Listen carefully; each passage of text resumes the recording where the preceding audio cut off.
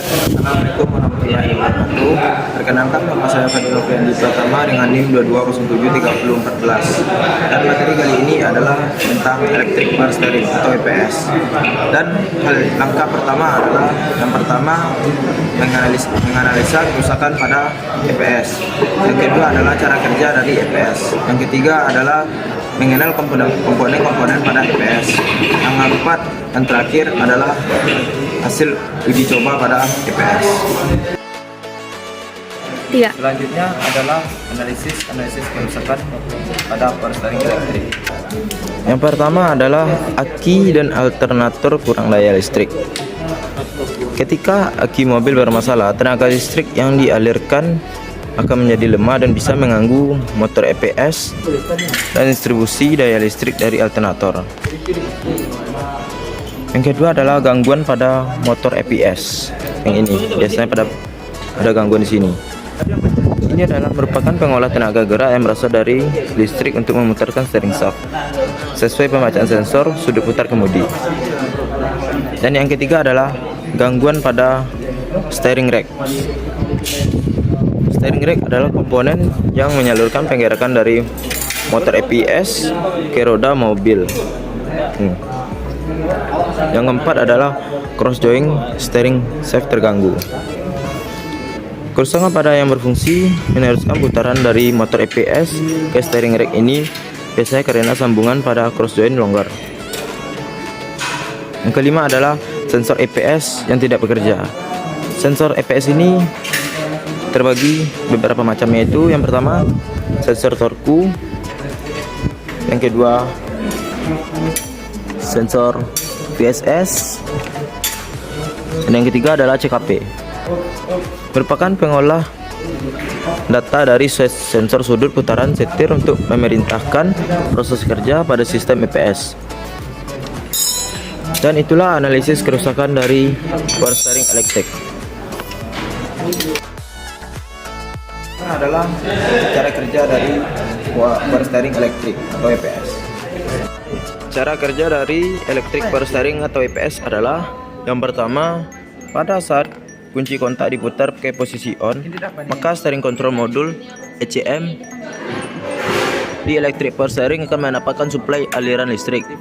Yang kedua adalah saat kondisi standby, panel lampu indikator electric power steering akan menyala.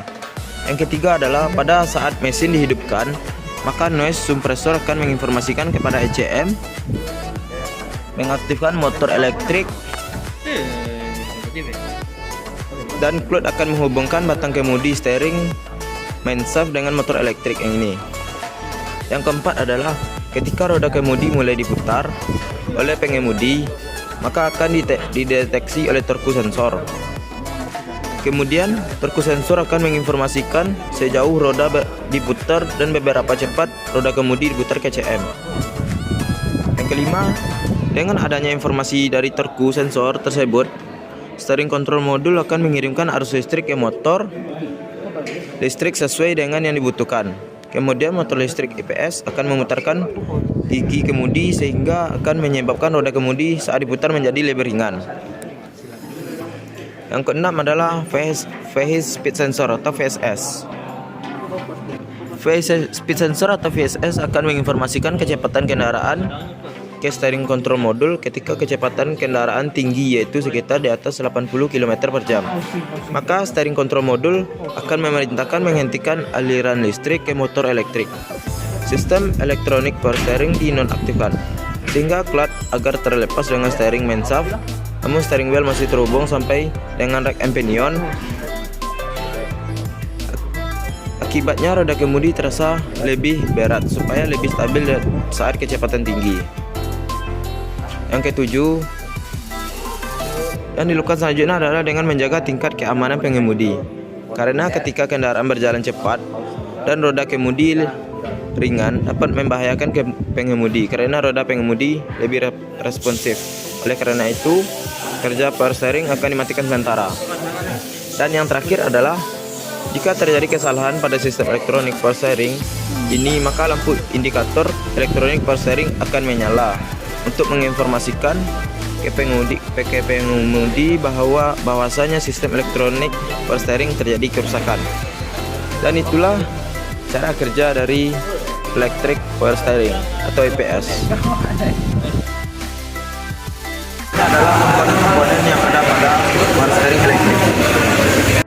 Komponen-komponen yang ada pada power steering elektrik yaitu yang pertama adalah baterai. Biasanya letak di sini. Baterai adalah sebagai power supply dari power steering elektrik tersebut. Yang kedua adalah kunci kontak. Kunci kontak ini berfungsi untuk memutus dan menghubungkan arus listrik pada rangkaian power steering ini. Dan yang ketiga adalah sekring. Ini sekring.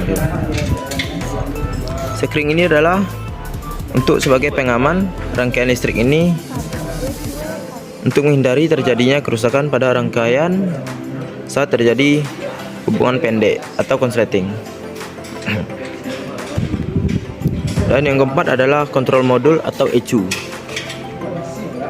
yang berfungsi sebagai pengontrol utama atau sumber otaknya dari EPS tersebut nih. Dan komponen yang kelima adalah motor elektrik yang ini. Berfungsi sebagai penggerak bantu dari sistem EPS.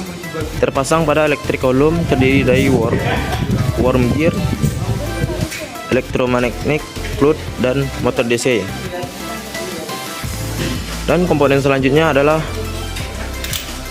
PL speed sensor yang ini.